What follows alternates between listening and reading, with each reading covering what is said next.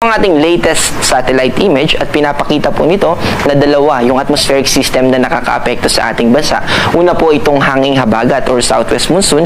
Ito po ay magdadala ng maulap na kalangitan na may kasamang mga pag-ulan at thunderstorm mostly sa western part ng ating bansa. Kasama po dyan yung Palawan, yung Calabarzon, except po dito sa Quezon, ganoon din po sa western part ng Visayas at Mindanao.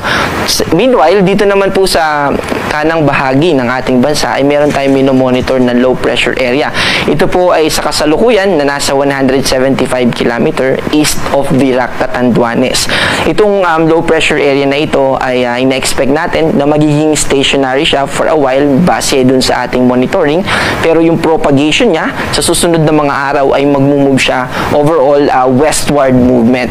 So itong yung sentro niya ay mag-move papalapit sa ating kalupaan, pero hindi dapat natin i-emphasize o hindi tayo dapat mag-focus kung magiging bagyo ba siya, or dapat ang i-consider natin ay yung mga pag-ulan, or ang mas i-consider natin ay yung mga pag-ulan na dadalhin nitong low pressure area. Kasalukuyan na nagdadala ito ng maulap na kalangitan na may kasamang mga pag-ulan at thunderstorm, lalo na sa Bicol region. At unti-unti na po siyang nakaka-apekto dito sa Quezon at sa Aurora provinces. At yung propagation niya sa mga susunod na araw ay nakikita natin na makakaapekto at patuloy na magpapaulan